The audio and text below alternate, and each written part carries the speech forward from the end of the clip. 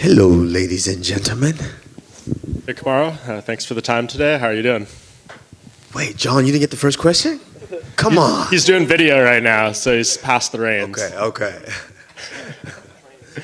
I like that jacket. Where'd that one come from? Oh, this is me right here. You know, at Usman84kg.com. Go ahead, click the link, get you a jacket. Nice new one. We're going big time now. You're starting your own clothing line? Yeah, of course. You got to start at something. I can't get punched in the face forever. There you go. Obviously, this is a rematch people have wanted to see for a long time. It's been almost 2 years. How much do you think you've evolved since the first fight? Do you think you've I know you said you've lapped the division, but do you feel like you've lapped Colby in terms of skills? Yeah, I mean, I'm just in a place to where I understand what I do. I understand where I'm at. You know, early on in my career, it was like, oh, you live and fight. Literally, you're living fight to fight. So it's like, I got to survive. I got to win. I got to win. I'm in a position now to where it's, you know, I just want to perform the best that I can. I want to continue to have these legendary performances because, you know, I have a lot less to go than where I've come from. So want to make them memorable so my daughter and my kids can look back one day and say, wow, Daddy, you did that, you know. So that's really what I care about right now. And just this night, I mean, the teammates, obviously Justin and Rose, can you give us some insight into what the training for this has been like, and obviously you being the one that's going to look to try to close the show for the team? It's been phenomenal. I think in Jacksonville, the last fight I fought, it was great. I wanted Rose on that card as well. And, you know, we were able to make it happen, and obviously you saw what we produced that night. But we felt a little incomplete. Yes, Justin was there, so it definitely helped us feel better. But we felt a little incomplete because we didn't get to watch that madman throw down. So, you know, as soon as, you know, this was a tentative date that we were looking at, I said, yo, how about we get Justin on that too? And, of course, our wonderful manager, Ali Abdelaziz, was able to try to make that happen for us. And for you guys, it's going to be a treat as well. And you're never short on confidence as it was, but to do what you did to Jorge Masvidal in the last fight, what did that do to just your self-belief and just, you know, not only knowing what you can do, but seeing it put into practice? A lot of this is manifestation and the work that I've put in. You know, you put in a lot of work for years, like, and I say it, and I know I say it, and it's kind of hard for people to imagine, but, you know, I was putting in work when I didn't know what the hell I was doing. I was putting in work just to work, hoping that one day it's going to turn into something. And it eventually did. And, of course, you visualize and you imagine all the things that you want to do. And I knew it. Right after that fight, I don't know if you guys ever saw the video on Anatomy of a Fighter. You know, shout out to my man, Will Harris. I was backstage and I was just unhappy. I was unhappy with the performances. Like I mentioned earlier, I want to go out there and leave these performances to where when I'm done, I can look back and be happy with. And I was unhappy with that. I was like, no, you know, yes, it was tough because I took the fight on 6 days' notice. And as hard as it is to believe, I went through more adversity than he did. But, of course, mine wasn't published because I don't need to do all of that, you know. And going out there and still been performing like that, I just didn't feel like that was my best. So I wanted to right that wrong. So, of course, I was confident. I knew what I was able to do. I knew what I wanted to do, and I knew what I was going to do. I manifested it. I saw it over and over and trained it, practiced it, went out there and to put an emphatic finish like that on for the people. It really lets you guys know what I've been saying for years, you know. I'm the most vicious and most well-rounded welterweight there's ever been, and I think that proved it. You mentioned righting or wrong with Masvidal. What about Colby? Is there anything from that first fight that lingers with you that you want to correct in this one? He's obviously said a ton about the refereeing and claiming you fouled him and this and that and the other thing. Is there any of that with you that you are hoping to correct with this win? No, nothing lingered at all. I mean, you know, like you guys saw the viral video of me and him talking when he turned red. It's simple. It wasn't a decision. I finished you. And, of course, he did the best he could. I actually like the fact that, you know, he stuck with the excuses and he kept making the excuses because, again, it made you guys all want to see that again, right? And so, yeah, he did a wonderful job there. but he said he's saying, oh, it's a fake eye poke when the masses watch you finger my eye. You know, he said it wasn't a nut shot, and I got 5 minutes. He grazed my cup. That's true. And of course, as a man, when your cup gets grazed, you anticipate what's coming after that pain. And I was anticipating the pain, and then after about 30 seconds, you guys can go back and watch the video. Literally about 30 seconds, I'm like, yeah, that pain's not coming. Let's scrap. Let's go. And we continued on. And you saw the shot where I broke his jaw. Clean shot. He was holding his eye. Did you guys see that? He was holding his eye. He was complaining to the ref that he was an eye poke. And even the commentator, DC, was like, and that was a straight right hand right on the button. And he said it was his eye. So who was actually claiming fouls here? You know, but at the end of the day, he's done a great job of getting the public to believe that. And, you know, I commend him for that. But for me, the wrong that I want to right is just kind of, in that fight, I fought with emotion. As much emotion as I was willing to display is what I fought with. And which is why I think I got hit quite a bit. But it was fun. I had fun. That lets you know that I got a little madman in me too. You know, I don't mind getting hit. But I would say I want to make it a little bit more flawless this time around. And two more quick ones. How much do you just look forward to putting this man behind you? I assume if you beat him again, there won't be much talk about a third fight, at least for quite a while. So is that something that you are keen to have happen, just no more Colby Covington being brought up to you? I don't know. I don't know, because now I'm in the business of pay-per-view. So I don't know if I want him that far back, you know. Of course, I want to go out there and stop him. But, you know, I want him to quickly make his way back so I can stop him again for a little bit more money. And last thing, I'm sure you're going to be asked about Khamzat Chimaev plenty this week. I remember I interviewed you earlier this year, and I asked you about him before he had, you know, to take all this time off, and you said, all respect to the guy, you showed no ill will. The fact that he seems to be getting a very quick push where you had to do 9 fights before you got a title opportunity. What are your thoughts on him now? Is he someone that you see quickly coming on your radar? First and foremost, you know, he's done a tremendous job with the opposition that he's been presented with. You know, no shame in that. He's doing great. You know, I like it. I love all the hype that's being there. Like, let's all be honest. You know, life is not fair.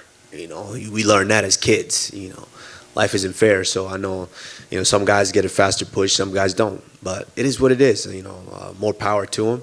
You know, he's doing a phenomenal job with the position that he's being put in. So, you know, hats off to him. As far as me, you know, I'm at a point in life to where I'm starting to understand, you know, how much this takes from me. And, you know, I've been 9 weeks now away from my daughter, and, you know, FaceTime does help, but it doesn't do it justice, you know, as far as being there each and every day. So, you know, obviously I don't know how much longer I'm willing to do this, you know. They have to make sense for me now. So if he's able to get there, then, you know, we'll talk about it at that point. Come on, right here. First of all, is your knuckle okay? See if yeah. Oh, no, it's okay. You know, when you wrestle and you scrap a lot, you might get a scratch here and there. And, you know, of course, you got to pull a Band-Aid so you don't bleed all over everything. And before Israel rematched Marvin Vettori, he kind of pointed to your fight against Jorge, where you didn't have to take that fight. You still took it to answer the questions, and he viewed that as starting the second lap, which he's now doing. So is this the start of the second lap for you around this division against Colby? The start? Oof. I'm running. I'm sprinting past these dudes. I'm looking back and smiling at them now. You know, this is a fun one. I'm having fun with this now. That's the thing. I'm having fun with it now. Like I've said before, I've been classically trained in all of this, in this sport. You know, coming up and watching guys like Sugar Rashad Evans and going with him to these media tours and these big fights.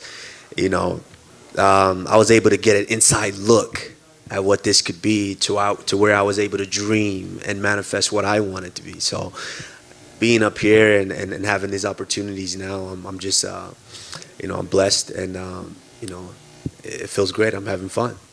And obviously, since your first fight with him, you've since joined Trevor Whitman. He's also changed camps, and he said he's added a whole lot of new wrinkles to his game. So are you expecting a completely new Colby Covington, or is it like what Tyson Fury's corner said when they fought Deontay Wilder, like a fighter's always just going to go back to what got them to the dance, no matter how much they try to add this deep into their career? Yeah, I mean, obviously you guys have saw what I've done because, I've been fighting, so you guys have seen that. For him, I can't necessarily say the same because knowing the kind of guy that he is, and like I said, we have mutual friends, so I get a good glimpse. I've gotten a good glimpse of who this guy is outside of the cage, and judging by that, I think he's the same asshole, and yeah, just at a new team. So at the end of the day, when you get in there with a lion like me and I hit you in the mouth, you're going to resort to what you know best, and you're going to throw whatever those coaches are saying out the window because you don't really give a shit because you're really an asshole. So. And finally, Michael Chandler was in here earlier, and he jokingly called you a narc. And then he obviously he was joking. He said he still considers you a good friend. Justin Gaethje said that even if he asked you for advice, it wouldn't even matter because they're still getting into a fist fight. So as someone who knows both men very well, what can fans expect in that fight? I'm not asking you for a prediction, but just the fight in general. My predict? No, I'm playing. Michael Chandler's a very, very good fighter, explosive fighter. It's one of the reasons me and him kind of bonded while he came down to H Kickboxing a few years back is the fact that we like to work, we like to train smart, and we like to train hard and often. And so me and him gravitated towards one another. And so, yeah, I was able to get a good glimpse of who he is as a competitor. And, excellent fighter. Very good, hard-nosed fighter. It's so funny how similar these guys are. Justin's just a savage, really. The only word to describe him. This is a guy that kind of loves fighting. I'm being honest with you guys. I don't necessarily love fighting. I love to compete, but this guy just loves what he does. He eats, sleeps, and breathes this. So you guys can expect just the fireworks. And this is one of those fights to where if both of these men are standing after that third round, you could tell that they're just nuts, just madmen. They could definitely take a shot. Kamaru, we mentioned Khamzat here, and you said you haven't got long left in this career.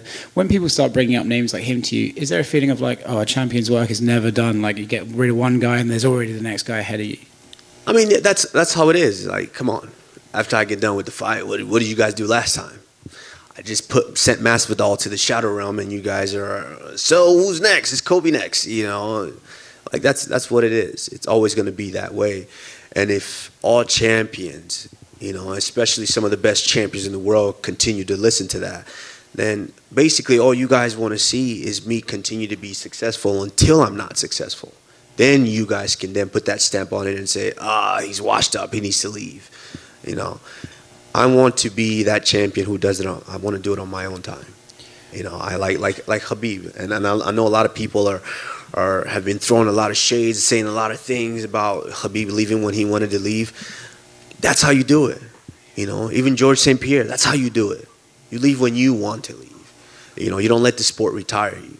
So, yeah, whenever I feel like, that time's there, it's time for me to go.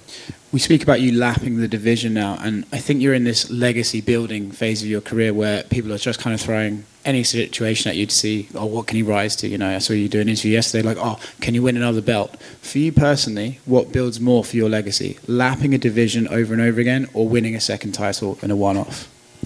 To me, I don't really. Let's be honest. I've kind of done what there is to do in MMA, in UFC. This Saturday, live on ESPN, pay-per-view at Madison Square Garden. What's bigger than that? I've headlined pay-per-views before. The first event back with fans. And look how that looked, how that pay-per-view went. Fought Kobe the first time, T-Mobile Arena, headlined that. Went all the way to Abu Dhabi, headlined that, in Fight Island 1. I mean, what is there to do in the sport? I've done it all, You talk about legacy. Like, look what I've done to this point. When I'm done and I walk away, guys are going to look back and say, wow, he was special, just like we've done with some of the greats. And so if I'm looking at legacy, I want to do something that's not been done before. These guys don't really scare me anymore. I mean, of course, there is the fear of myself and not, competing and not looking the way that I want to look. But what scares me is since when in history have we ever seen pound for pound in both combat sports at their prime go at it? We've never seen that. You know, wouldn't the world love to see that? I know I would. Kamaru, to your left over here. Not to give anything away, but for the last fight with Colby, you kind of said, I'm going to keep it on the feet for the fans, throw down with them a bit. This time around, I'm getting the sense from you that maybe not having the same feeling. So, like I said, not to give anything away, but can we expect some wrestling in this one? What are we thinking? Listen, I'm better than this guy in every way possible. I'm just better than him. And that's just one thing that I do well that I didn't realize until, these wins started racking up. I'm like, I kind of control these fights and where they take place and how they go. Let's work on that. And so, yeah, the fight's going to play out wherever I want him to play out. Like, obviously, if he wants to not take as much punishment, he's going to try to wrestle. Then he's going to realize very quickly, I'm a much better wrestler than him. Then he's going to have no choice but to stand. Well, if I want to take him down, I could have taken him down. And I can take him down if I want. So we'll have to see. The only thing is, like I said, that first one I wanted to – the world wouldn't have been satisfied if I hadn't done that to him. And so that's one of the main reasons why I wanted to do that. This one, I'm going to be strategic, but you can rest assured that I still want to do some harmful things to him. And I wanted to ask about your brother Mohammed, who, he's coming off a loss in the PFL. But, that's always a big kind of thing for fighters, to turn around and come back from that. So I'm just curious how you've kind of been helping him and, giving, sharing advice and all that kind of thing going forward and what potential he has still in the sport. Yeah, I mean, that wasn't his first loss. That was his second loss. He lost before and he bounced back and he got some wins and then got that opportunity. So he's going to do the same. He right away, you start to realize, maybe I'm not where I want to be yet. So let me get back to the drawing board. So since then, he's really made the move out to Colorado and he's putting a lot of emphasis on his training. So, we want to make him the savage that he wants to be. So eventually he'll get there, and you guys will be talking to him and not me. All right, best of luck tomorrow. Tomorrow, over here on your right, you mentioned pound for pound versus pound for pound. I assume you're talking about Canelo Alvarez, the pound for pound top boxer. Yes, absolutely. Since when have we ever seen the pound for pound mixed martial artists go up against the pound for pound boxer, both in their prime? Not when they're old or retired and you're trying to pull them back, both in their prime. I think that's something that I think the biggest ever in history. And that's what I'm looking to do. That's something that scares me. That's something that gets me up in the morning. That's something that I might risk leaving my daughter for another 12 weeks for. So, we'll see. That's something that I'm looking at. And, God willing, this Saturday we do what we need to do, then why not? Will you actively try to make that fight happen if you beat Colby on Saturday? I mean, yeah, pound for pound mixed martial artist in the world versus pound for pound boxer in the world, promoted by the pound for pound Dana White. Why not? Why not? Why not?